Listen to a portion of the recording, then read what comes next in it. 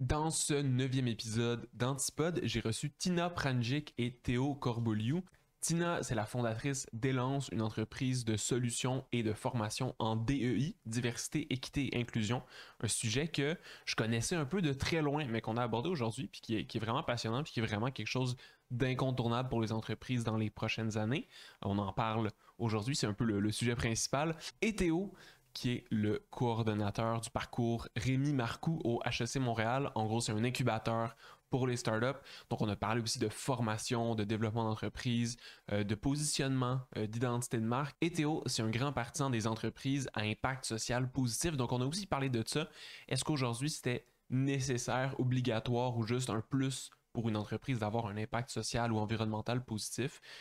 Donc, autre sujet aussi vraiment intéressant. Je pense que les deux sujets se rejoignent vraiment très très bien, puis ça indique un peu la tendance que les entreprises vont devoir prendre dans les prochaines années.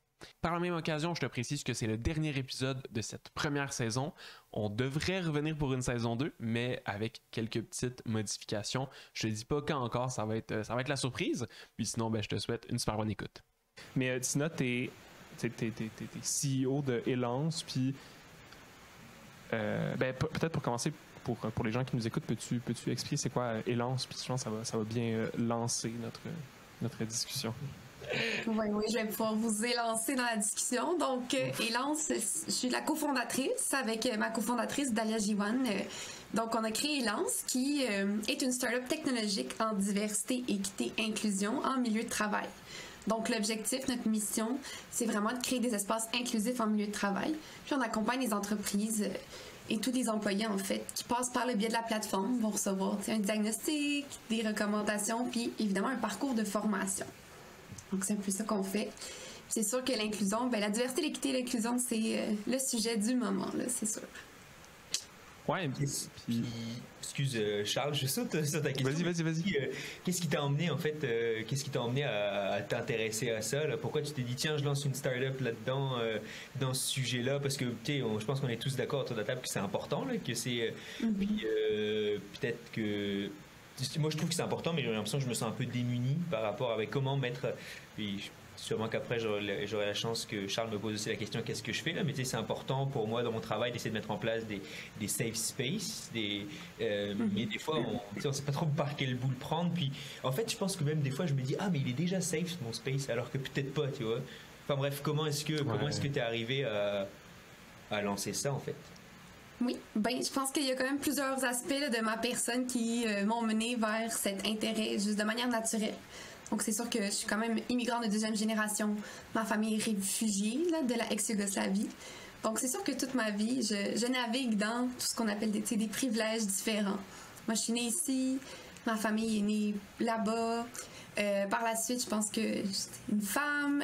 J'ai vécu des expériences différentes qui ont comme beaucoup, qui m'ont fait cheminer là, dans la vie, dans mes choix, de cours et tout.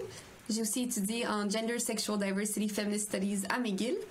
Donc, on voit quand même un chemin assez clair là, qui s'est créé pour moi. Puis c'est vraiment dans ce programme-là que j'ai trouvé ma voie, que j'ai mieux compris tout ce qui a trait à la diversité, l'équité, l'inclusion. Mais j'avais aussi la fibre entrepreneuriale. Fait que je pense que j'ai aussi la personnalité qui, voulait aller en entrepreneuriat. Je peux pas dire que c'était un ou l'autre. Puis la DEI, c'est pas facile à naviguer, donc je vais juste utiliser DEI, sinon on va trop répéter diversité, équité, inclusion. C'est pas facile à naviguer. Déjà en milieu de travail, j'ai rencontré ma cofondatrice en milieu de travail. On voyait des barrières basées sur notre identité, notre expérience vécue.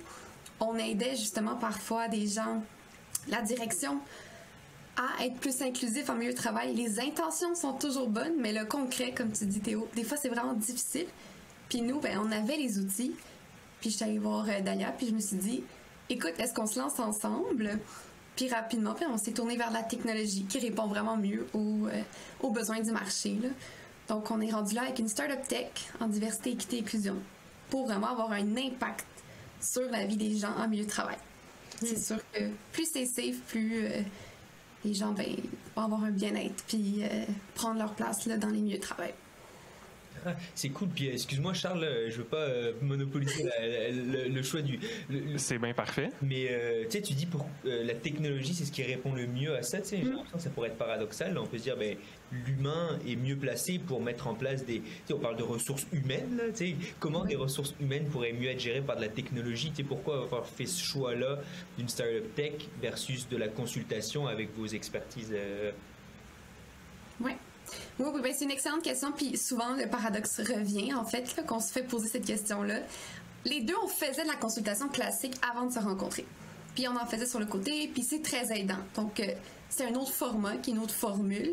Mais c'est vraiment l'impact et le volume et la personnalisation que les gens vont avoir grâce à notre produit qui ne peut pas être donné sous cette forme classique de consultation.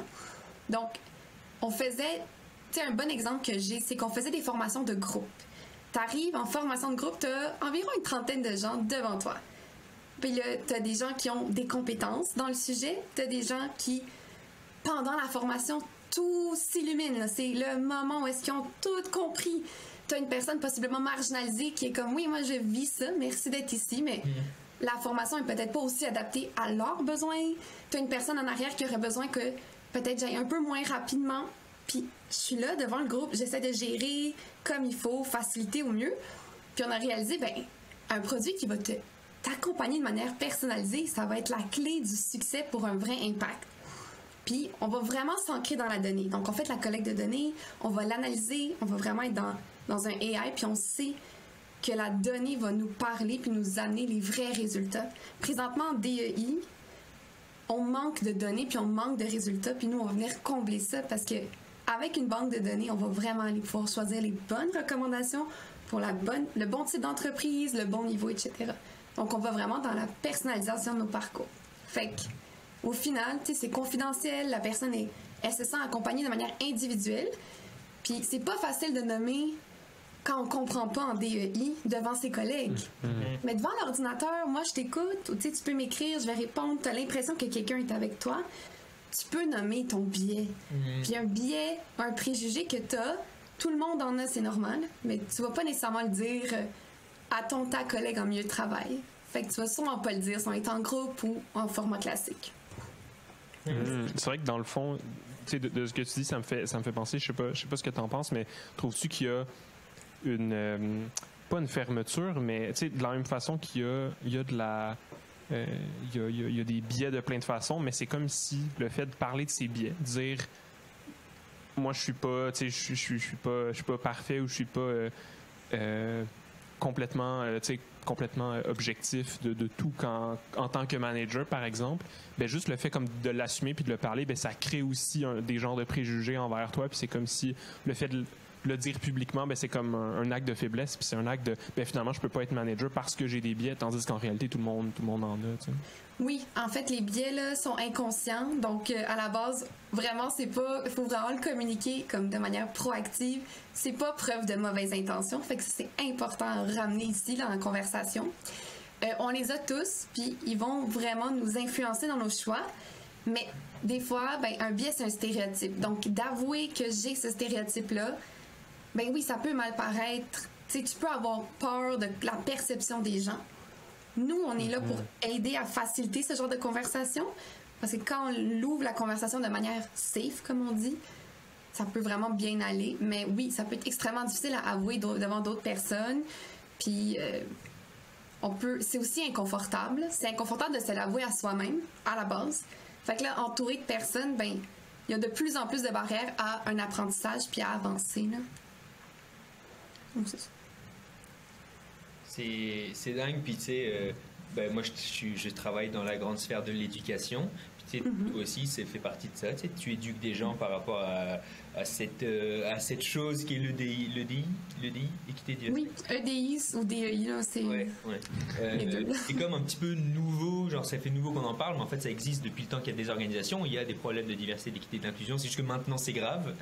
Bah, en tout cas maintenant c'est important, là, mais... alors qu'avant ça a été peut-être un petit peu moins, mais cette question-là de donner un même contenu pour une audience qui est plurielle, tu sais, qui sont tous différents, puis donner à l'école, c'est ça qu'on fait depuis des années là. Hey, vous avez tous le même âge, donc on vous met dans la même salle de mathématiques, puis on vous donne tous le même contenu, puis vous soyez tous bons pareil.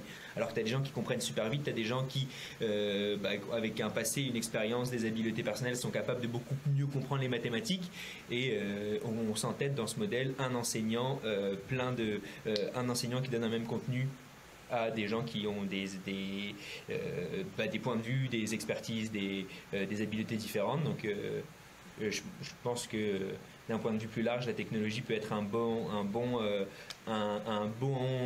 coup de main pour les enseignants. Puis, on n'est pas là pour penser le futur de l'école, c'est peut-être pas le thème de notre conversation, mais moi je pense que ça peut vraiment être utile pour faire exactement. Puis l'ADEI, il y a aussi dans ton cas, il y a aussi tout le côté de on se sent peut-être plus à l'aise de communiquer face à un ordinateur, donc de ne pas avoir ce screen-là, donc il y a encore une double proposition de valeur presque, mais rien que d'un côté de hey, j'ai ce à quoi moi j'ai besoin. Puis c'est ça un gros truc que permet la donnée, la collecte de données, c'est d'avoir une proposition qui est personnalisée par rapport à mes besoins. Je pense que pour l'enseignement, de façon vaste, c'est un petit peu pareil là. Puis encore moi aujourd'hui, j'anticipe la question de Charles, là, mais je m'occupe d'un programme d'incubation d'entreprise où j'accompagne les entrepreneurs à créer de la valeur de par la création d'entreprises, soit à but lucratif, soit à but non lucratif. Mais tous les jeudis après-midi, je les assois dans une salle, j'amène un professeur qui leur donne une proposition de valeur. On essaye petit à petit d'aller aussi avec du contenu asynchrone, des choses qui peuvent répondre à des pains plus particuliers, mais ça reste comme un peu anecdotique là. Donc bon bref, je pense que la conclusion de tout ça, c'est que je pense que la technologie peut être un super bon coup de main pour nous aider à créer de la valeur dans cette grande sphère qu'est l'enseignement, quoi. Oui, 100%. En fait, c'est vraiment comme un outil qu'on peut utiliser pour un outil d'adaptation, comme tu dis, là. Dans le fond, tu pourrais adapter tes contenus, les modes de communication. Tu sais, quand on y pense, là, ça, c'est vraiment quelque chose de très concret qu'on peut donner, quand même pour t'aider, toi.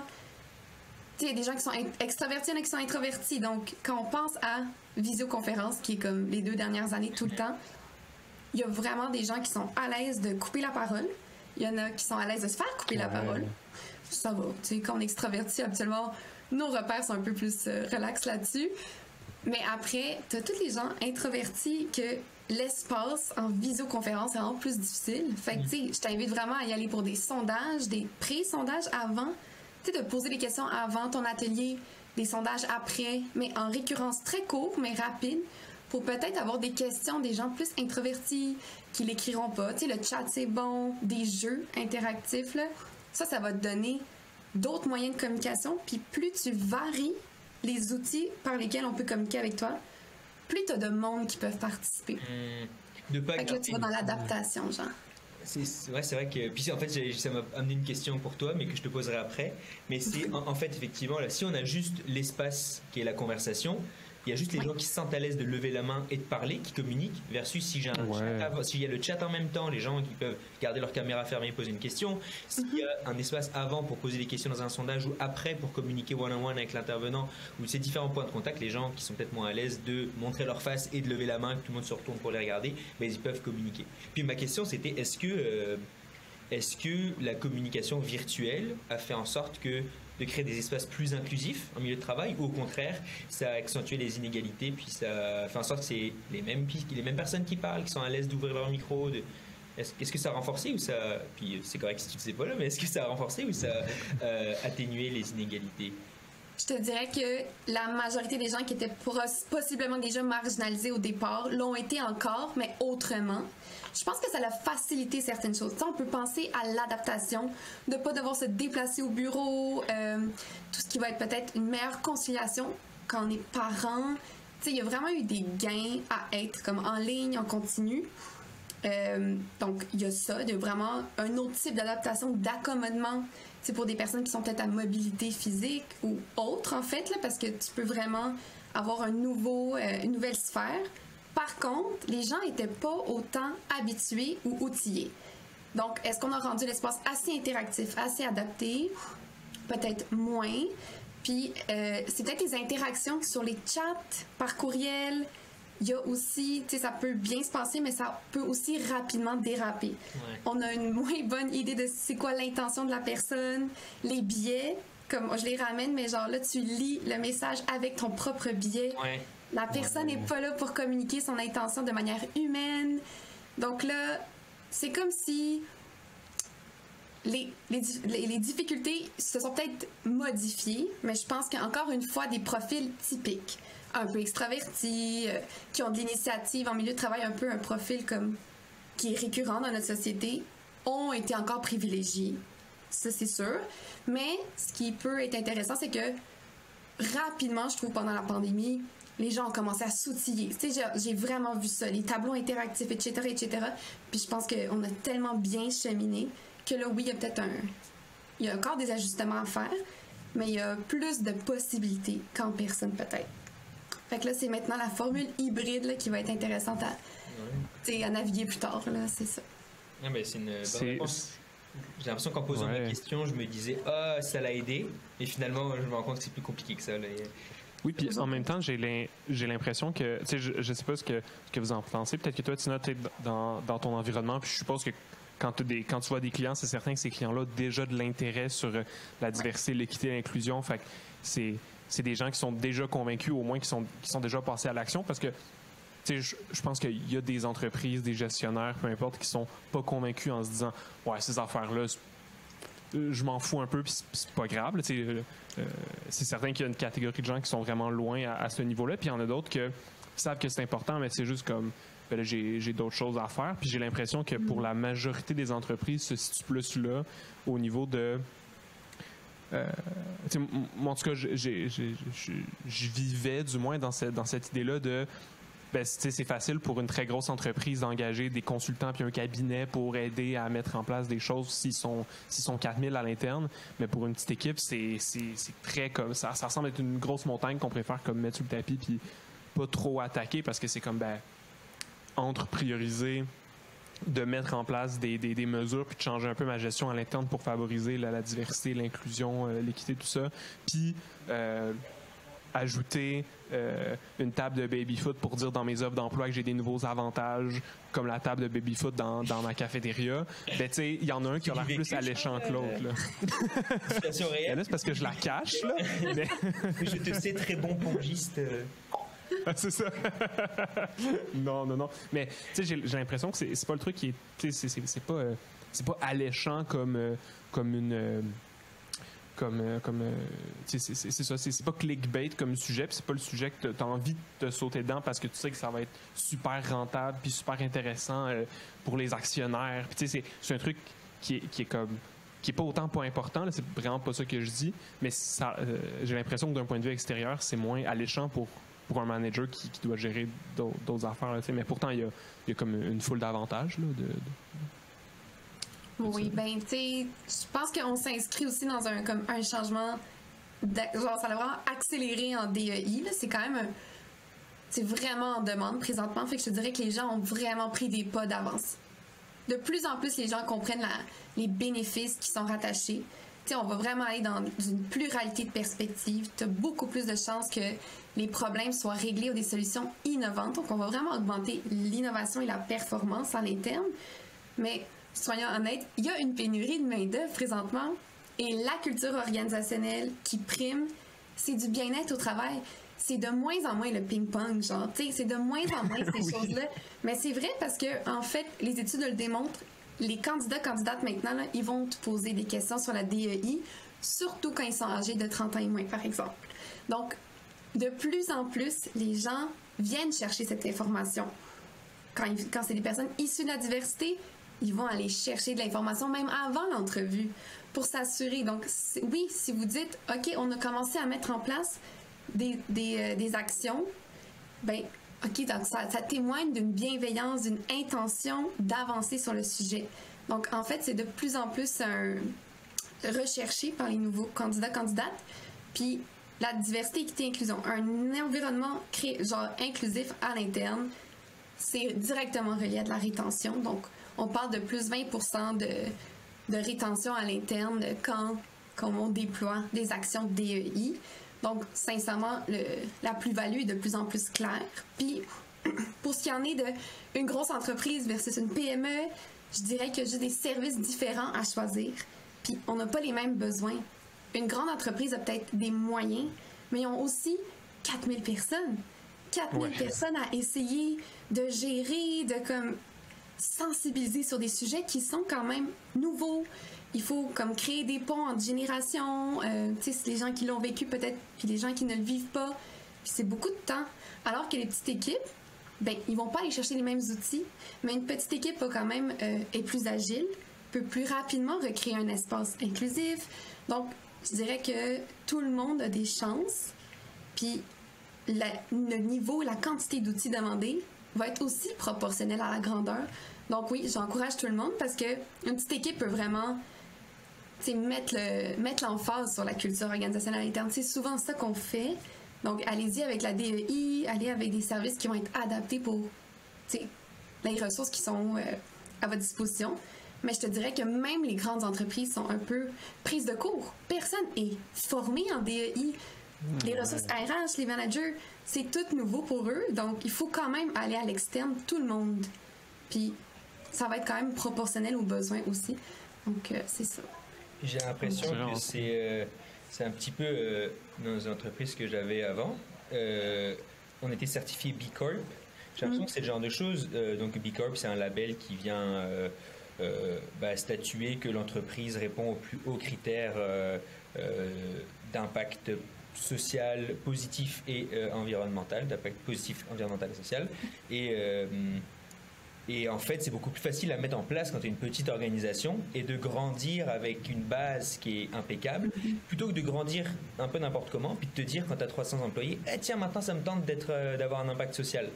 Bon, tiens, je vais voir si je peux engager, peu importe, là, d'essayer d'avoir ou de réduire mon empreinte environnementale, ou bref, d'essayer de changer une fois qu'on est gros. C'est mieux de bien partir que de grossir en étant bien, c'est-à-dire de mettre en place des politiques d'équité, diversité, inclusion saines, positives, inclusives, puis après ça, de grandir comme ça plutôt que puis c'est aussi toujours pareil, mais si je reprends le parallèle avec la certification B Corp, c'est compliqué de passer. Il y a Gsoft qui l'a fait, mais je pense que ça a pris 2 ans d'obtenir la certification B Corp. C'est difficile parce que tu dois tout screener, toute ton entreprise, tout tes. J'imagine que c'est pareil avec l'EDI. Là. Oui. Que plus t'es gros, plus c'est compliqué de bien faire les choses, quoi. Donc, pour l'impact social, environnemental et pour l'EDI, c'est mieux de commencer petit finalement.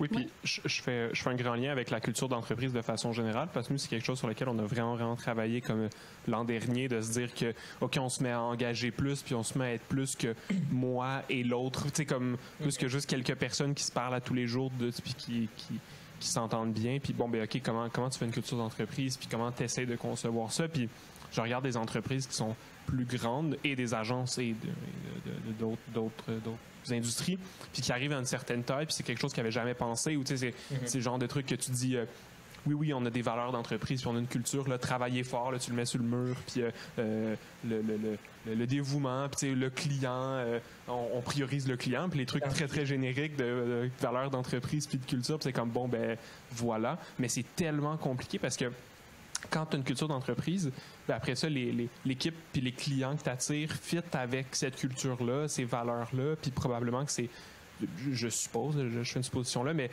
je suppose que c'est pareil dans le DEI où si tu as déjà ça qui est affiché clairement, ben tu n'attires pas quelqu'un pour être gestionnaire qui est je dis n'importe quoi, mais qui a des gros préjugés contre ça, puis qui se dit, hey, voyons donc, c'est n'importe quoi que ce soit. Ben, ces gens-là, ils voient ton entreprise ou ils voient qu'une entreprise est B Corp, ils vont se dire, hey, moi, je pense que c'est complètement stupide, ben, je vais pas là, puis ça m'intéresse pas. Puis, ça l'aide comme à construire un environnement autour, puis de grossir avec ça, avec ces bonnes bases-là, ça fait comme, au lieu de devoir repivoter après, une fois que tu es rendu big, ben, ça t'aide d'aller dans la bonne direction. Puis, c'est drôle parce que les deux, comme vous avez mentionné, j'ai l'impression que de ce que vous dites, des nouvelles entreprises, puis des plus jeunes, on va dire des plus jeunes générations, là, les moins de 30 ans, c'est quelque chose qui est de plus en plus important. Mais Théo, de ton bord, où tu accompagnes des business.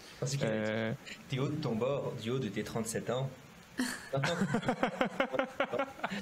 Toi, Théo, Je qui vis de la est gîte. vraiment plus âgé. Je vis de la gîte depuis peu de temps, là, mais... Terrible. Mais non, mais ce que je voulais dire, c'est que tu accompagnes beaucoup de business qui sont en train de démarrer ou en train de croître, qui sont un peu en train de se situer là-dedans, puis en train de se dire, en train de peaufiner leur modèle d'affaires, tout ça.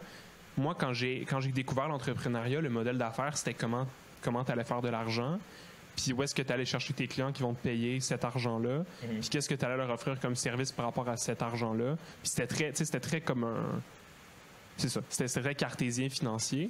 Mais est-ce qu'aujourd'hui, les business qui se lancent ont plus ça en tête ou c'est quoi ta vision? En plus en tête le business model comme un tout, le modèle d'affaires comme un tout ou l'impact? Ouais, tu sais, l'impact social, la diversité, l'inclusion aussi, mais tu sais, dans tout ça, tu sais, c'est plein de petits trucs qui, oui, aident le modèle d'affaires en tant que tel, mais qui sont aussi basés sur aider l'humain derrière. Tu sais, c'est comme... Il y a eu comme ce lien-là. Tu vois-tu plus ça aujourd'hui? Ouais, 100%. C'est sûr que pour remettre la base, là, j'ai été rapidement au début, mais moi je travaille à HEC Montréal ou dans un des programmes d'incubation de la base entrepreneuriale à HEC Montréal, qui est le pôle entrepreneurial. On fait de la recherche, de l'accompagnement, puis du transfert. On accompagne aussi les familles en affaires. Moi je suis dans le pôle accompagnement. On a 2 programmes d'incubation et un programme d'accélération. L'incubation, en gros, on aide les entrepreneurs de passer de 0, c'est-à-dire « Oh, j'ai une idée de business, mais j'ai encore rien », à 1, c'est-à-dire « Ah, ben, j'ai comme un premier produit, une première vente, un premier client ». Ouais. L'accélérateur, qui est la phase qui vient après l'incubation, c'est on passe de 1 à N. Hey, j'ai une affaire qui fonctionne, on va essayer de grossir ça, puis d'aller chercher plus de clients, de faire plus, quoi. Et donc, moi, je travaille en incubation, donc j'aide vraiment les entrepreneurs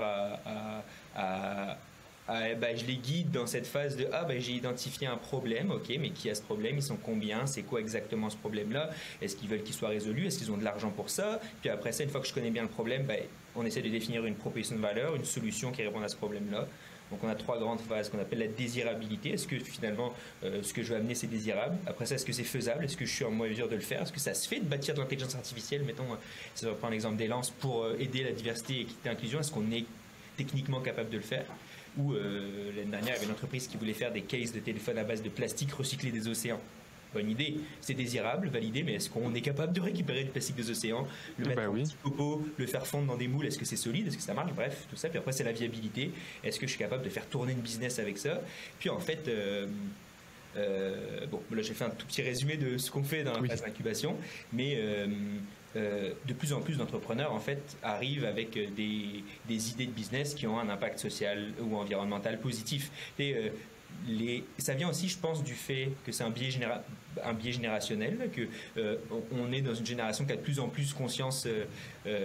C'est drôle parce que les élections politiques françaises hyper récemment, puis il y a eu comme un espèce de cri quand même de la nouvelle génération qui se reconnaît absolument pas dans le paysage politique qui leur est présenté. Puis c'est un petit peu pareil avec le monde de l'entreprise. Des entreprises qui roulent aujourd'hui, la plupart ont été créées il y a des années. Et donc, ça ne fonctionne pas vraiment avec les volontés des entrepreneurs féminins ou avec un E à la fin du mot entrepreneur. Mais donc, les porteurs de projets aujourd'hui, ils ont envie d'avoir un impact social environnemental. Ouais, presque tous. Là. Il y en a certains qui, lors de leur PhD, ont développé des technologies hyper poussées. Puis là, ils ont produit né d'une technologie qu'ils essayent d'arrimer à une réalité économique. Donc, eux, c'est parfois un petit peu différent. Mais la plupart des gens qui veulent tester la désirabilité d'une solution, c'est toujours ancré avec est-ce que ça aide une communauté? Est-ce que ça aide la planète? Est-ce que ça fait le bien aussi? Puis, moi, la phrase que j'aime bien, c'est dire que de l'innovation sociale, c'est un peu une redondance. Toute innovation en 2022 devrait être sociale ou environnementale. On a assez de bébelles et d'affaires qui servent à rien. Là. Si tu veux innover, fais en sorte que ça serve à quelque chose de le fun qui nous permet de vivre au-delà de 2050. Là. Oui. Et puis aussi, à Montréal, on a une réalité que si on veut faire de l'argent, puis j'essaie d'être inclusif en disant ça, là, mais pour quelqu'un, les populations qu'on accompagne, c'est beaucoup d'étudiants d'HEC Montréal, Polytechnique, Université de Montréal. Si ces gens-là veulent faire de l'argent, ils peuvent très bien aller sur le marché de l'emploi, puis trouver un emploi qui les paye bien, puis faire de l'argent. Là.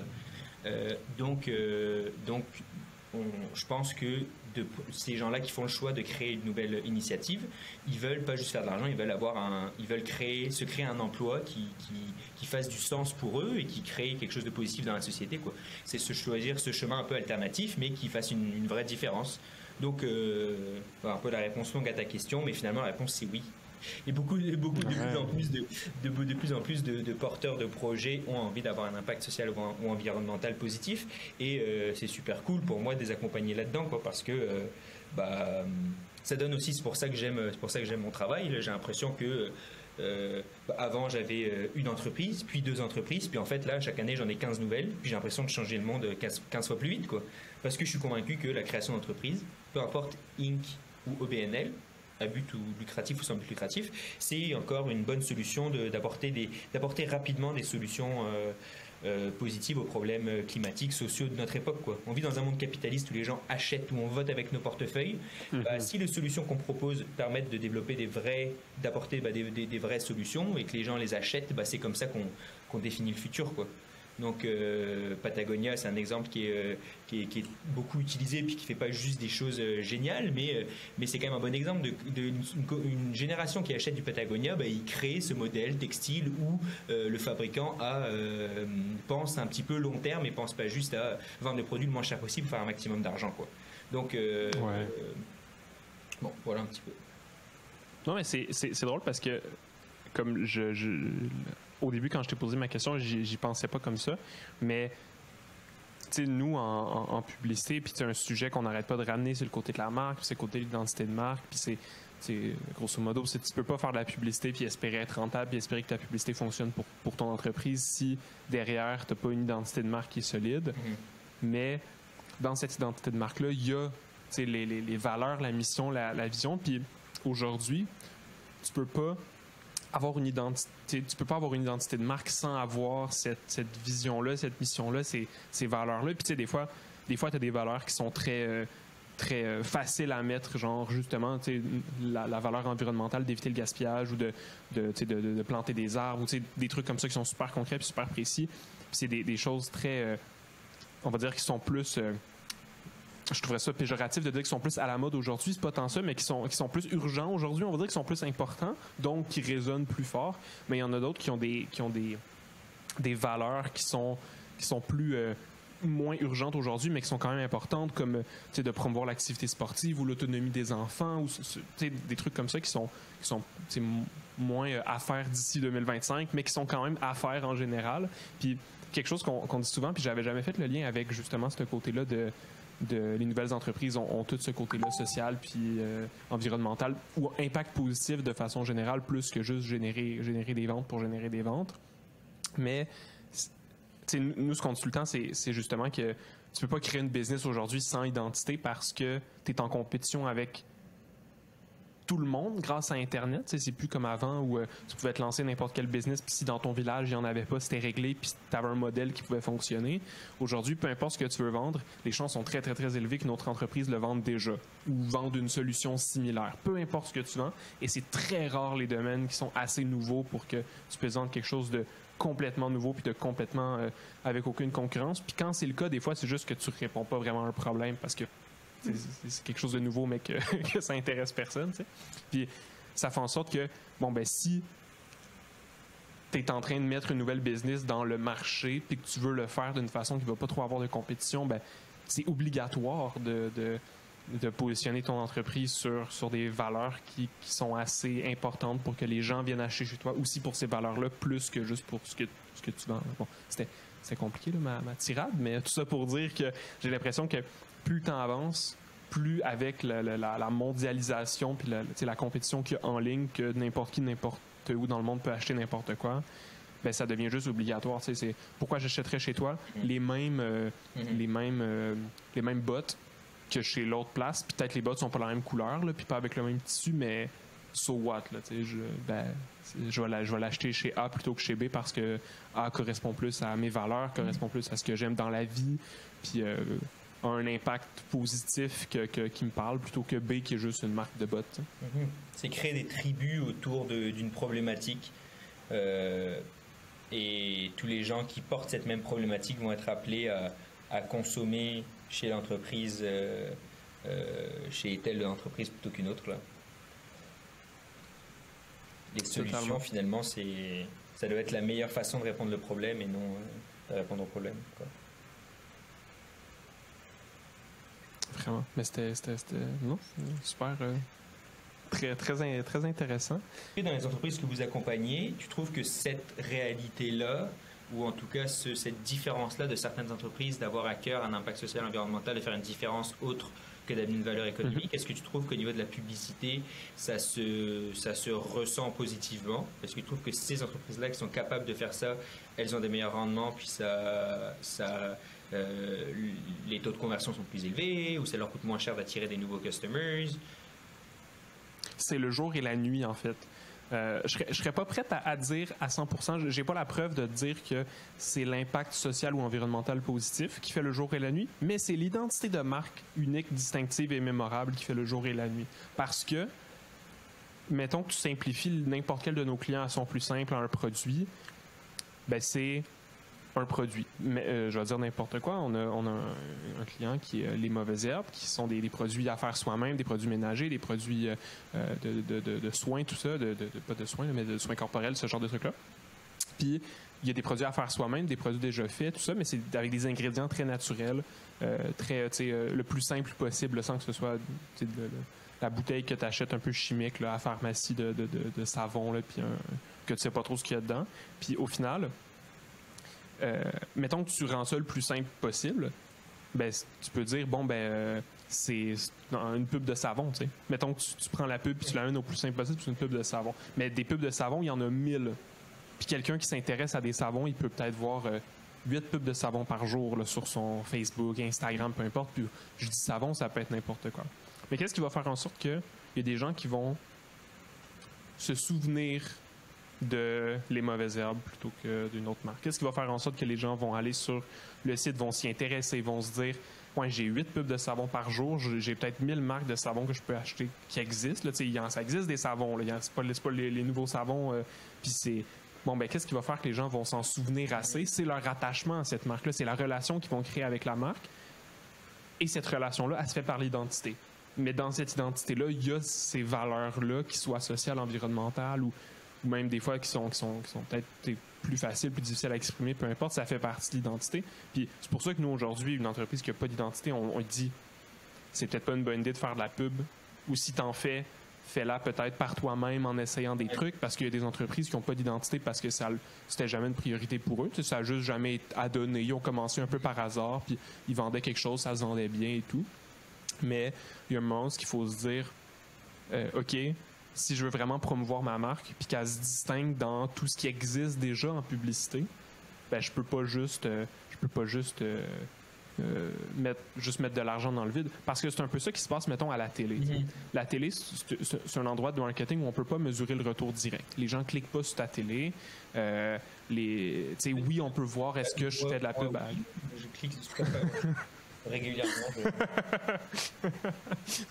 Je pense que t'es le seul. Après d'apprendre que je suis seul. Il va s'en aller en pleurant. Je peux pas cliquer sur ma télé pour... télé, radio, tu sais, c'est des médias où... Comment qu'on fait pour que les gens... Oui, même affichage sur l'autoroute. Ça, je clique pas. Je clique pas là-bas. Tu sais, c'est les réflexes que, mettons, comment qu'on va se souvenir d'une pub à la télé? Ben, numéro 1, on va montrer cette pub-là 1000 fois dans l'heure. Tu sais, on va la montrer un nombre excessif de fois. Mm-hmm. On va mettre un petit jingle, on va essayer d'avoir quelque chose d'unique. Mais c'est toutes des choses qui sont très artificielles. Tu sais, montrer une pub 1000 fois pour qu'elle soit souvenue, ben, on pourrait faire ça en ligne, mais ça ferait en sorte que ça te prendrait 500 fois plus de budget pour avoir les mêmes résultats, puis ce serait pas plus rentable, ça fonctionnerait pas. Tu sais, c'est pas un modèle qui peut fonctionner. Donc, oui, c'est possible d'être mémorable autrement que par une identité de marque, mais c'est des façons qui sont tellement plus difficiles puis inutilement compliquées que, dans le fond, ben, ça amène la question de entre travailler pour avoir une identité de marque puis se dire, OK, pourquoi mon entreprise existe puis pourquoi les gens aimeraient mon entreprise au-delà de résoudre leurs problèmes versus mettre ma pub 8 fois plus fréquemment dans les yeux de tout le monde pour espérer qu'on se souvienne de moi plus que les autres. Ben, à ce moment-là, tu sais, si on se base juste sur ça, de qui va montrer sa pub le plus souvent, ben c'est la personne qui met le plus d'argent qui va gagner, puis n'importe quel petit business au Québec, ça marchera pas parce que c'est Best Buy qui va juste vendre toute l'électronique parce que c'est Best Buy que tu vas voir partout, puis n'importe quelle autre marque d'électronique a plus sa place. Fait que c'est pas logique non plus. Là. Puis tu dirais quoi aux startups comme nous qui, tu sais, toute ressource est calculée, là, Fait qu'au niveau de l'identité de marque, tu sais, quand est-ce qu'on décide de se financer là-dedans, de puiser dans nos ressources, tu sais, parce que c'était pas facile à choisir là, pour nous, là. C'est un moment clé. On a fait quelque chose de rapide, puis on s'est dit, tu sais, nos personnes pour l'instant, puis là, ben, on va peut-être créer plus un brand et lance, mais tu sais, au début, c'est difficile de choisir, je trouve, là. Ouais, mais au final, un brand, tu sais, quand on pense à l'identité de marque, on pense à bon, là, je vais engager une agence de design d'identité de marque, puis ils vont faire un logo, puis un site web, puis des slogans, tu sais, comme on pense à ce genre de trucs-là, puis qu'après ça, on va prendre ces couleurs-là, puis on va les mettre partout. Puis ça, c'est juste comme une petite partie de l'identité de marque, puis c'est l'identité visuelle. Fait que, tu sais, c'est même pas ma spécialité, fait que là, je dis ça, puis il y a peut-être des gens qui vont dire, hey, c'est pas exactement ça, mais c'est pas grave, là, c'est à peu près ça de façon générale. Mais l'identité de marque, c'est et l'identité visuelle, ton logo, ce genre de choses-là, qui sont difficiles à faire par soi-même. Parce qu'un logo que tu fais toi-même, puis un logo fait par un professionnel, puis une identité visuelle faite par un professionnel, ça fait une grosse différence, là, tu sais. Ça peut faire une grosse différence dans certains cas. Mais il y a une grosse partie de l'identité de marque qui est la voix de ton entreprise. Puis la voix de ton entreprise, c'est tous les mots qui sont utilisés dans tous les moyens de communication. Comment ils sont? C'est quoi la personnalité de ces mots-là? Est-ce que tu es une marque plus jeune et dynamique, avec des petites blagues, avec des petites touches d'humour? Est-ce que tu es une marque plus terre-à-terre qui va aller dans une industrie qui est très... est-ce que tu arrives dans l'industrie des assurances qui est très du vocabulaire compliqué, truc pas compréhensible, puis tu arrives avec une approche qui est vraiment, vraiment claire, vraiment terre-à-terre que tout le monde peut comprendre? Ça peut être ça. Il y a plein de particularités qu'on peut donner à sa voix d'entreprise, puis ça, au final, oui, des spécialistes peuvent t'aider, puis oui, dépenser du budget là-dedans, ça peut aider un peu, mais c'est souvent juste de se dire, OK, si on avait à prendre l'entreprise, peu importe elle est rendue où, puis faire en sorte que cette entreprise-là, on viendrait dessiner un humain qui écrit nos communications, cet humain-là aurait quelle personnalité? Puis souvent, ben, ça va être soit la personnalité du fondateur ou de la fondatrice, soit de la gang qui l'a fondé, puis se dire, bon, ben, tu sais, mettons, nous, Antilope, en gang, on est assez dynamique, on n'essaie pas de se prendre trop au sérieux quand il faut pas, fait qu'on fera pas des publications trop léché puis trop faire semblant puis en essayant d'être trop professionnel. Puis ça, c'est une erreur que beaucoup de business font, c'est je me lance en business, fait que je vais être les professionnels de très sérieux, très corporatifs, tandis qu'au final, c'est pas toutes les entreprises qui ont à faire ça. Puis ça, ben, c'est une grosse partie de l'identité de marque qui coûte strictement rien à faire, mais qui demande de la pratique. Parce que écrire d'un ton spécifique tout le temps, d'être cohérent, ben, c'est pas facile, c'est pas tout le monde qui est habitué de faire ça non plus, là, évidemment. Surtout quand on vient d'un milieu scolaire puis académique où c'est tellement important d'écrire d'une certaine façon puis d'être dans un certain cadre. Puis là, c'est comme de débloquer ça puis de dire, bon, ben ma business, comment je veux qu'elle soit. Puis c'est dans le fond, la façon la plus simple pour une business qui se lance, c'est de regarder c'est quoi les business dans mon entourage qui existent, que j'aime, que je trouve que je résonne avec leur identité. Puis souvent, c'est des business qui vont être un peu pétés. Là. Je pense à Poche et Fils qui ont vraiment leur identité de marque super, un peu éclatée, humoristique. Bon, ben, c'est un exemple. Mais il y en a plein d'autres comme ça qu'on peut plus ou moins raisonner. Puis c'est de venir ensuite créer tranquillement sa propre identité. Puis ça, ben, c'est pratiquement plus important que l'identité visuelle parce que les mots, ça touche beaucoup les gens. C'est un moyen d'expression que sur Internet, c'est le plus utilisé, on va dire. Puis après, c'est exactement pareil si on fait des vidéos, bon, ben, quel air on va avoir dans nos vidéos, quelle vibe on veut communiquer. Puis ça, ben, c'est l'identité d'entreprise. Puis c'est ce qui rend unique une business au-delà de ses produits ou de ses services. Super, merci. C'est cool. J'ai vu tu as parlé d'un truc que j'ai lu sur ton LinkedIn, Charles, il n'y a pas longtemps, mais que jusqu'à un certain point, en fait, j'étais assez d'accord avec ce que tu disais, qu'au début, c'était bien de soi-même faire sa publicité. De soi-même, que c'était assez bien fait finalement Facebook Manager, puis qu'on pouvait tout seul arriver à dégager, puis nous c'est ce qu'on a fait au début, d'arriver à faire un petit peu de pub, mettre un petit peu d'argent, puis voir des petits résultats, puis mais de se confronter à ça fait en sorte qu'on comme tout dans la vie, là, en faisant on apprend, puis après ça on est capable de devenir meilleur, puis quand on veut sous-traiter à quelqu'un avec des plus gros budgets, là on a déjà quelques bleus où on a appris quelques leçons, puis on est capable de faire de quoi de plus efficace avec notre argent, quoi.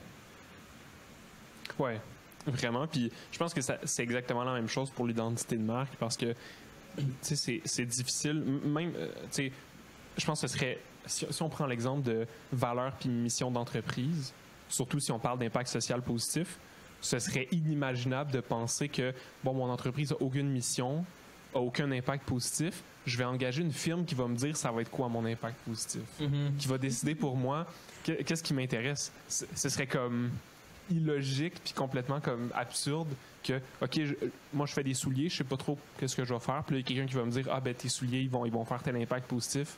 C'est comme...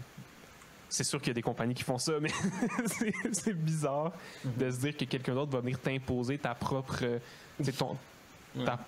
ta propre raison d'être comme entreprise au-delà de juste vendre tes produits. Puis c'est un peu pareil pour l'identité, pour tout ça, c'est spécial. Puis pour le côté publicitaire, c'est surtout pour le côté financier que ça vaut pas souvent la peine financièrement versus essayer des trucs de ton côté, parce que l'argent que tu mets pour le délégué souvent va être mieux investi juste à essayer des choses, quitte à ce que ce soit moins bon, moins efficace, mais c'est juste, on essaie quelque chose pour commencer, puis c'est peut-être mieux de prendre un consultant qui va m'aider 30 minutes, 1 heure, que de tout de suite me pitcher vers une agence. Puis des fois, c'est ça le côté publicitaire. Les gens se disent c'est tellement compliqué, puis c'est tellement comme technique, puis bizarre, puis je comprends pas, fait que je vais tout de suite le déléguer. Mais il y en a pour qui c'est trop compliqué, puis il y en a qui vont se dire je préfère le déléguer pour commencer parce que c'est vraiment too much, puis j'ai d'autres trucs plus importants, comme un peu tout. Mais il y en a d'autres qui ont 1 heure dans leur semaine à juste essayer, regarder une vidéo YouTube, essayer de copier-coller des affaires, de copier des méthodes, puis d'essayer d'arriver à quelque chose, puis ça peut être un bon moyen de commencer. Là. C'est vrai. Je t'ai coupé tantôt, là, tu voulais introduire, je sais pas si tu voulais annoncer un nouveau sujet, partir dans notre direction, puis je t'ai ramené dans la publicité. Oui, c'est vrai. Je serais curieux, c'est peut-être trop compliqué pour... puis Tina, dis-moi si c'est vraiment comme... C'est impossible à dire, mais une business qui aujourd'hui avait un peu mis de côté le DEI, la diversité, l'équité, l'inclusion dans sa business parce que c'était comme pas dans ses priorités. Puis on commence, on veut rouler, on veut commencer à aller chercher nos clients, ou peu importe. Puis qui veut commencer, puis qui se dit OK, y a-tu des quick wins à mettre en place dans pratiquement n'importe quel business en mode on part de rien. Cette étape-là est absolument essentielle pour n'importe quel business qui veut un minimum se soucier de l'inclusion dans son environnement, dans sa gestion. Y a-t-il des must-have? Là? Oui. Ben, c'est sûr que là, ça va dépendre aussi de la taille de l'entreprise, là, évidemment, parce que... C'est vrai, ouais. Si je comprends là, qu'une start-up va devoir attendre avant de comme... Ben, à moins que tu mettes tes bases tout de suite, ça se peut. Ça peut faire partie du core de l'entreprise. Mais des fois, effectivement, ça peut être difficile de continuellement mettre des actions concrètes en place, par exemple. Donc, tu peux créer un cadre de référence dans lequel vous grandissez, ça c'est oui. Mais disons, des quick wins, c'est sûr que se sensibiliser à la base, là, il y a comme des sujets de base. Nous, c'est ça notre parcours 1, là, c'est vraiment juste les bases de la diversité, l'équité, l'inclusion. C'est beaucoup de prendre conscience de ces angles morts qui va faire... C'est un gros win. Comme... c'est peut-être pas aller super avancé dans la DEI, mais la base de la DEI fait tellement une différence. Donc, si tous tes employés, tes gestionnaires sont sensibilisés à la base d'eux, là, vraiment, tu as un gros quick win. Puis après, j'irais beaucoup dans un peu l'état des lieux. Comment les gens se sentent à l'interne? C'est quoi aussi notre portrait à l'interne? Parce que souvent, ton portrait, s'il y a des profils vraiment similaires, ben là, on peut se dire qu'en groupe, on a créé un gros biais. Puis on s'en rend pas compte. Puis ça veut dire que peut-être que l'environnement n'est pas assez ouvert, mais on s'en rend pas compte parce que personne de différent est là pour nous dire que non, ça fonctionne pas. Puis ça veut dire que peut-être qu'ils ont juste pas l'espace pour venir. Donc je dirais que, regardez un peu c'est quoi les profils à l'interne, c'est quoi qui est la grosse majorité, puis de se questionner, OK, peut-être que j'ai besoin de quelques heures pour juste être avec des consultants externes, de voir, peut-être que j'ai besoin de voir si j'ai pas comme des gros biais, s'il y a plus de... Sincèrement, s'il y a plus de ressources, j'irais avec un peu comme un all-in-one qui serait état des lieux, puis sensibilisation. Puis à partir de là, à partir de l'état des lieux, des profils à l'interne, là, on peut avoir des grosses recommandations. Puis nous, on les priorise toujours comme ça, un peu comme prioriser par rapport à tes gens à l'interne, mais aussi prioriser selon c'est quoi un quick win. Puis dépendamment des ressources, c'est là que c'est intéressant d'aller chercher ces quick wins. Mais je dirais qu'un truc que je dis beaucoup, c'est quelqu'un à l'interne, juste une personne sur 20, là, comme qui est aucunement sensibilisé, qui ne se rend pas compte, en fait, de comment c'est quoi les effets, en fait, de ses comportements, ou juste, c'est par méconnaissance, c'est pas une mauvaise intention, qui s'en rend compte, la différence est énorme. Donc, il y a vraiment un gros quick win dans la sensibilisation, puis prendre conscience un peu de, OK, je me situe comment, c'est quoi les possibles, impacts de mes actions. Puis ça, c'est top, là. Ouais. Puis je suppose que ça doit être tellement bénéfique juste d'ouvrir cette discussion-là avec tout le monde, de dire OK, regarde, on met sur la table que c'est un fait, tout le monde a des biais, d'une façon ou d'une autre, tout le monde en a. Ça doit être aussi plus simple après ça pour quelqu'un de dire hey, je pense que cette décision-là que tu as prise ou cette embauche-là que tu as faite ou ce que tu es en train de réfléchir, je pense que ça pourrait être comme biaisé. Puis juste d'ouvrir cette discussion-là sans que ce soit comme vu comme une accusation, mais juste comme OK, regarde, on a tous des biais, puis ensuite c'est d'essayer de dealer avec ça du mieux qu'on peut, même si on n'est pas accompagné, ben juste d'ouvrir la discussion, c'est comme j'ai l'impression que ça peut aider parce que comme on disait au début, si c'est mal vu d'avoir un biais, ben personne n'en parle, ça devient tabou, puis c'est comme chacun peut-être veut travailler sur soi, mais personne n'arrive à le caler de l'autre ou quoi que ce soit, puis c'est pas parce que, comme tu disais, d'amener cette approche-là, puis de mettre une certaine bienveillance dessus de OK, regarde, on part de là, puis on part tout d'une place par rapport à peu importe quoi, ben faisons ce qu'on peut par rapport à ça, puis non, c'est vraiment intéressant. Oui, je dirais que comme toutes ces conversations difficiles, c'est vraiment bien quand les gens ont une certaine base. Parce que c'est vrai qu'après ce genre de conversation, dépendamment de qui est dans la pièce, ça peut mériter d'être facilité comme il faut. Mais une fois qu'on a des bases, les gens sont déjà un peu plus comme prêtes pour ce genre. Tu sais, l'affaire, c'est que si tu te fais call-out, comme on dit, donc nommer, ils sont dit sur le champ, là, t'as des gens, t'essaies d'assimiler l'information, t'essaies d'intégrer. Si t'es pas prête, ou si tu le savais pas déjà, ben tu vas probablement ou possiblement, pas nécessairement, mais peut-être embarquer sur de la défensive. Alors que si tu as eu le temps avec toi-même de gérer cet inconfort, de l'accepter, là, après, on peut vraiment rentrer outillé dans la conversation.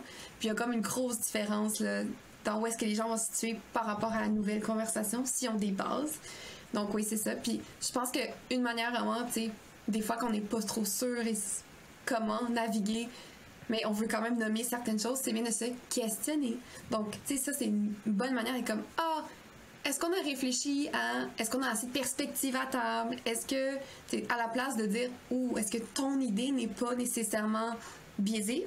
Peut-être plus comme, est-ce qu'on a assez de perspectives différentes? C'est quoi l'objectif? Est-ce qu'on voulait aller dans... Tu sais, si on voulait aller quelque chose de plus nouveau, on peut se demander si on a assez de nouvelles personnes à table, tu sais, pour réfléchir les choses. Donc, il y a des... Tu sais, se questionner, c'est un très bonne... ça peut être une bonne manière de faire cheminer ou d'entamer des conversations. Puis oui, il y a des milieux où est-ce que ces conversations sont là toujours, sont présentes et les gens sont prêts, outillés. Là, ça se passe très, très bien. Mais il y a un apprentissage de comment naviguer. Un espace où est-ce qu'on va se nommer les choses directement, comment on va le faire, etc. C'est dingue comme tout ça, finalement, ça crée de la valeur économique. Oui. Même dans un monde, c'est un peu ce que je disais tantôt, là, même dans un monde où en fait, de vouloir répondre à des enjeux sociaux à la fin de la journée, même environnementaux, à la fin de la journée, ça crée de la valeur économique pour les entreprises, celles qui font le choix d'avoir des bonnes politiques d'équité, diversité, inclusion à l'interne. C'est des entreprises qui sont plus fortes, où les employés se sentent plus épanouis, veulent plus donner leur 100%, ont le goût de venir travailler au travail physiquement, puis dans un contexte comme aujourd'hui à Montréal ou au Québec, que c'est difficile de recruter. Dès là, à partir de zéro, c'est le fun. Puis je sais pas si vous avez pensé à ça, Elance, de faire comme un stamp, comme une certification, de certifier des entreprises un peu à la B Corp, là, mais toutes les entreprises qui sont B Corp sur leur site, c'est marqué B Corp, ou alors, j'ai vu un truc, j'ai envoyé un courriel tantôt, j'ai vu un truc, c'était quoi? C'était un label qui dit Great Place, Certified Best Place to Work. Great Place to Work. Ouais.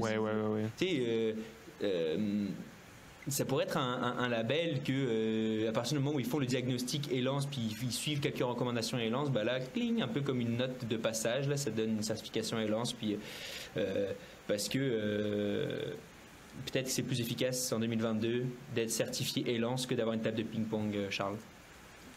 Moi, je suis d'accord avec ça. Puis justement, je rejoins ta vision, Théo, où tu sais, au final, les mouvements les plus grands puis les changements se font toujours quand le...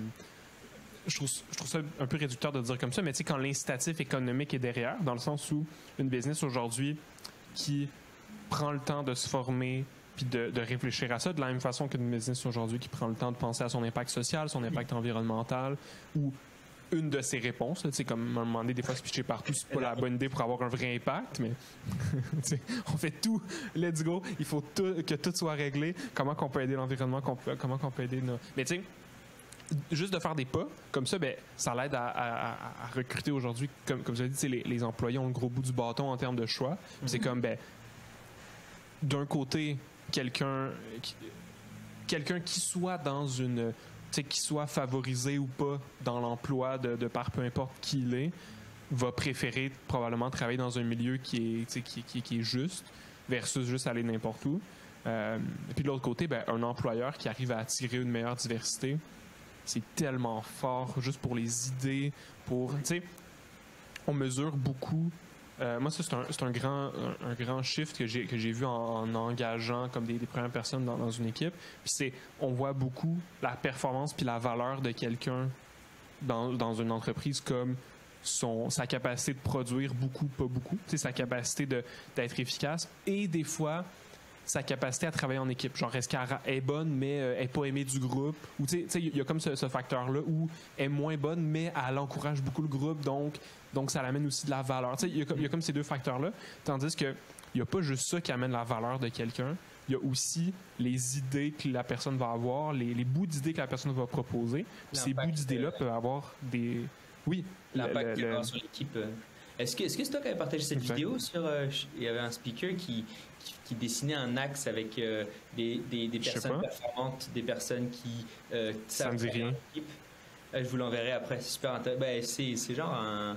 Je sais pas si c'est Simon Sinek ou quelqu'un comme ça, un superstar public speaker qui avait dit... en fait, qui disait que les Navy SEALs, qui sont comme les militaires, comme élite, là. Le pourcentage des militaires le plus difficile à intégrer, puis l'élite, tout ça, peu importe les capacités techniques de performance de l'individu, ils vont toujours favoriser quelqu'un qui est capable qui a un excellent teamwork. Il dit alors que la vie en entreprise, c'est l'inverse. Le teamwork, on s'en fout, puis on valorise beaucoup la performance. Alors c'est exactement ce que tu disais. Là, je pensais que c'était basé sur cette vidéo-là que tu disais. Même pas. En même temps, je pense que les sources sont à peu près les mêmes, puis que c'est pas, je veux dire, c'est pas ni lui ni toi qui a inventé ça. C'est comme quelque chose qui est connu, mais c'est super important. Puis effectivement, là. Vraiment. Puis, mais en fait, là où je m'en allais, c'est même pas. Oui, il y a le côté travail d'équipe, mais aussi le côté idée. Qu'on met, justement, qu'on voit souvent les gens comme de la production, mais qu'au final, quelqu'un qui amène un petit bout d'idée peut tout changer complètement la direction d'une business ou la façon de faire. Puis ce bout d'idée-là peut avoir une valeur de fois 1000 qui va être énorme. Puis ces bouts d'idées-là, au final, ont bien plus de valeur que juste est-ce que quelqu'un est 1% de plus vend 1% de plus que les autres dans son équipe de vente, là, mais la personne elle a eu une idée tellement géniale que ça va faire x10 sur les ventes. Il y a des idées-là, puis ces idées-là, les meilleures, ils viennent quand tu arrives à mettre plein de monde autour de la table puis que tout le monde se sent à l'aise de shooter ses idées. Ouais. Oui, c'est ça. Des profils différents réfléchissent différemment, puis ça s'empile ensemble, puis là, t'as comme une addition plus intéressante que genre si tout le monde pense de la même manière, c'est rapidement limité. C'est plus facile. Tu arrives à un consensus bien plus vite si tout le monde pense de la même manière. C'est rapidement limité, j'aime ça. Wow, c'est beau ça. T'as que des gens comme toi autour de la table, c'est comme si t'es tout seul, puis clac, tu vas vite versus. Peut-être qu'on peut. Ouais, c'est ça. Yes, merci moi-même. Salut là. C'est tout plate, moi, c'est ça. Tu vas vite, mais je sais pas si tu vas dans le bon sens. C'est ça l'affaire. Il n'y a plus personne qui est là pour comme te refaire réfléchir. Genre, c'est là la beauté. Là. Un truc que je pensais là, quand on parlait d'entreprise impact social, impact environnemental, tout ça, avec l'impact économique derrière, qui était toujours là, heureusement, malheureusement, je sais pas trop, mais tu sais, moi j'aime bien donner l'exemple de Tesla. Tesla, c'est les premiers qui ont vendu autant de voitures électriques, là, c'est capoté, le nombre de gens qui roulent en Tesla. Et ce qu'ils ont réussi à faire, qui je pense est un bon facteur de pourquoi ils ont bien réussi, c'est qu'ils vendent pas des voitures électriques. Ils vendent des voitures plus stylées, plus performantes, plus en fait plus tout, et by the way on est électrique. Donc ça c'est intéressant là, quand j'accompagne des entrepreneurs qui veulent avoir de l'impact. Je suis comme oui, mais tu peux pas penser que toute la communauté est éduquée par rapport au fait que c'est important d'acheter des cases en plastique recyclé des océans. Est-ce que ton case il est plus solide? Est-ce qu'il protège mieux le téléphone? Est-ce qu'il est moins cher? Est-ce qu'il répond? Est-ce qu'il joue avec les mêmes? T'as pas le choix d'avoir des cartes supplémentaires, mais t'as pas le choix non plus de connaître les règles du jeu, de la game dans laquelle tu t'inscris, puis d'être meilleur que les autres aussi sur ces règles-là, quoi. Vraiment. Puis un case, c'est drôle parce que c'est l'exemple cliché d'une entreprise. Exactement comme tout ce qui est le côté fashion. Tu sais, c'est des entreprises où le produit existe déjà fois 1000. Des cases, là, tu as trouvé un étui de téléphone. Il y en a. Peu importe où tu regardes, si tu avances en ligne droite, tu vas trouver un magasin qui en vend. Puis, tu sais, peu importe le site que tu vas, tu peux, tu sais, comme des cases de téléphone, il y en a partout. Mais pourquoi je vais acheter un case plutôt que l'autre? Ben, c'est que j'ai envie d'être quelqu'un qui porte ce type de case-là. De la même façon que quelqu'un achète une Tesla parce qu'il a envie d'être cette personne-là qui a une Tesla. T'sais. La personne qui a une Tesla, elle est plus stylée, plus cool, elle a l'air plus riche que les autres, même si c'est pas les autos de luxe les plus chères au monde. Oui, peut-être qu'elle a l'air aussi peut-être un peu plus écolo que les autres, comme conscient, mais ça fait pas, c'est pas la grande affaire. Puis c'est pareil pour les cases. T'sais. Je vais avoir le design puis la marque avec laquelle je veux m'associer. Puis ça passe par une identité de marque, puis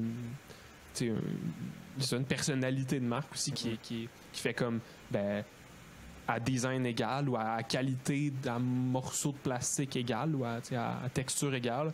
Je vais aller plus là, même si le prix est peut-être 10$ de plus, parce que je me trouve vraiment plus hot avec un case de cette compagnie-là qu'avec un case générique ou avec un case d'une autre compagnie. T'sais. C'est d'autant plus important.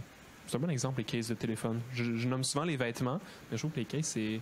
Parce que, tu sais, un vêtement, tu peux avoir des poches de plus, quoi, mais tu sais, un étui de téléphone, c'est vraiment comme... Bah, t'as des features, t'en as qui ont des... C'est vrai.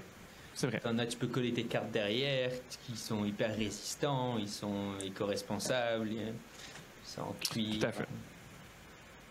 Ils sont cuits? En cuir. Ah!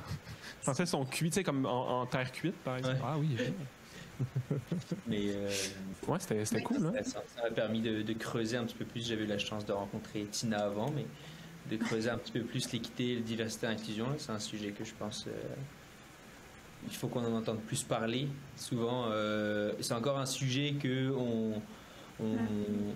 qu'on croise, mais c'est ça, on sait pas trop c'est quoi la prochaine étape ou quoi en faire. Puis je pense que d'en parler, puis d'arrêter un peu comme les voitures électriques en 2005 là, de penser que c'est un truc réservé à très peu de gens puis que c'est comme le futur. Non, c'est important aujourd'hui de faire un point sur c'est quoi ce qui est en place dans mon organisation, puis comment ça fonctionne à ce niveau-là aujourd'hui, puis comment est-ce que je peux mieux faire. Je pense que c'est... Et puis si c'est pas important pour les fondateurs ou les entrepreneurs ou les gens qui nous écoutent, c'est sûrement important pour leurs employés. et si c'est pas important pour les employés qu'ils ont aujourd'hui, c'est sûr que c'est important pour les employés qu'ils auront demain. Donc ouais, puis les clients éventuellement, tu sais, plus que ça devient un sujet normal, parlé puis commun, plus que moi je vais préférer acheter, tu sais, entre une compagnie qui a aucune promotion, aucun effort dans ce côté-là, puis une compagnie qui en fait, le choix est assez simple, tu sais, je veux dire, c'est un bon argument de préférer d'encourager un plutôt que l'autre, là. Ça reste que c'est un impact positif qui est plus intéressant à financer qu'un autre, tu sais, surtout que on a, tu sais, il y a beaucoup de monde qui ont la vision, puis en fait, surtout au travers des grosses compagnies, on serre toujours les dents quand on finance une grosse compagnie, une multinationale, puis on le sait qu'il y a des grosses compagnies qui ont des cultures de travail plus ou moins intéressantes. C'est certain que si on est capable de trouver des alternatives qui mettent ça de l'avant, c'est toujours ça de gagner. Là. Oui, c'est payant pour les entreprises, puis c'est gagnant comme à l'interne. C'est de plus en plus recherché. Il y a pas... c'est vraiment le sujet du moment. La majorité des gens doivent se mettre à jour.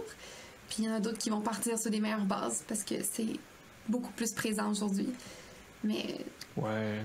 Puis on souhaite à ce sujet, puis en fait à tous les sujets d'impact sociaux positifs, que ce soit pas juste le sujet du moment parce qu'on est en pénurie de main-d'œuvre, puis c'est donc mieux pour aller chercher des employés, mais que ça reste après aussi, parce que je pense pas que la pénurie de main-d'œuvre va se résoudre d'ici l'année prochaine, puis que demain on va être comme bon, ben c'est réglé, puis on met ça aux poubelles. Mais en même temps, ça reste que plus que cette dynamique-là reste, puis plus les entreprises sont incitées à juste se remettre en question, ben, plus qu'on s'en va dans une bonne direction de ce côté-là, je pense. oui. Mais je suis pas inquiète pour la DEI. Je pense qu'on dit c'est peut-être un sujet du moment, mais c'est un changement de paradigme. Là. Je veux dire, on se tourne vers ça. Je pense pas qu'il y aura pas un retour. Je pense qu'on va être de plus en plus...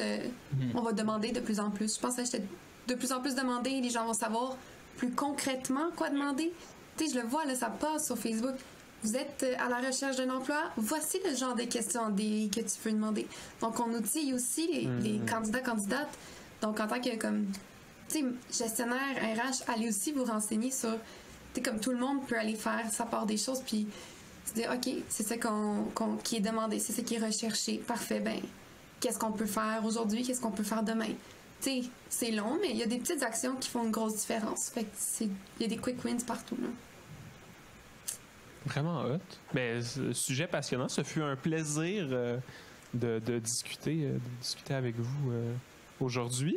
Partagé. Oui. Ben oui. C'était vraiment cool. Peut-être pour terminer, si mettons quelqu'un apprécie notre conversation, tu veux en apprendre plus sur chacun d'entre vous, peut-être Tina, où est-ce qu'on peut te retrouver? Où est-ce qu'on peut aller suivre Elan? C'est quoi la meilleure place là, pour faire ça?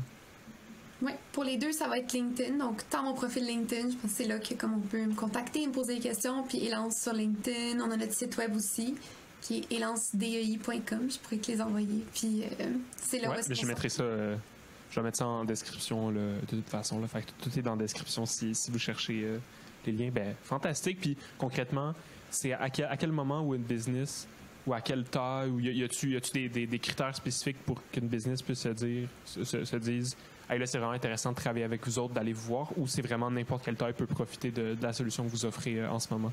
Bien, présentement, on est comme plus adapté pour, tu sais, comme moyennes et grandes entreprises, mais dès que tu as un groupe de proche de 100, 60 et plus 100, c'est très intéressant d'utiliser la plateforme, mais on offre aussi des services pour des plus petites entreprises, donc je dirais que c'est juste pas les mêmes, mais dépendamment des services désirés, on s'adapte, mais je dirais...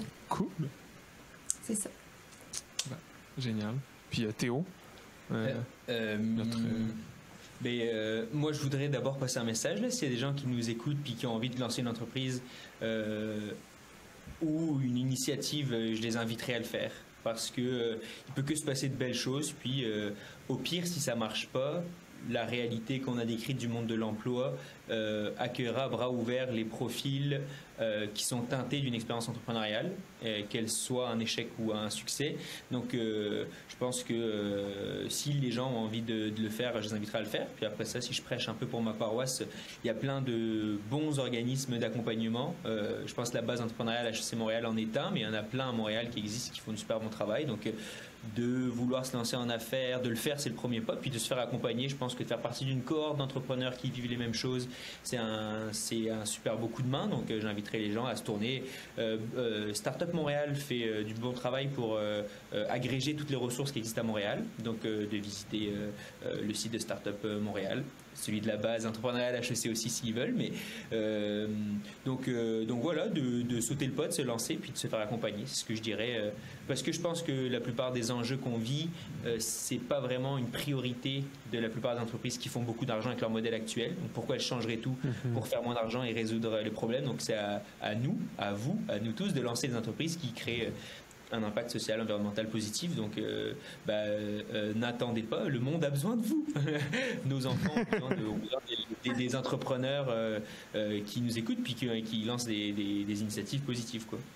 Puis, on peut continuer la conversation sur LinkedIn aussi, Théo Corbouliou, et sur le site de la base, il y a mon adresse courriel aussi, theo.corbouliou@hec.ca. Voilà. Fantastique. Ben, un gros merci à vous deux, puis au plaisir qu'on se reparle prochainement. Merci, ciao. Merci beaucoup. Bye, Tina. Bye. Bye tout le monde. Merci beaucoup d'avoir écouté l'épisode au complet. Si tu veux en apprendre plus sur nos 2 invités, tout va être dans la description. Tu vas pouvoir retrouver les différents liens de ce qu'on a parlé. Et si tu as apprécié ton expérience, que tu as aimé le podcast, ça nous ferait vraiment plaisir si tu pouvais aller sur Spotify ou sur Apple Podcast, nous donner un petit 5 étoiles, donner ton avis, puis même nous suggérer différents invités pour les prochains épisodes. Passe une belle journée. Salut!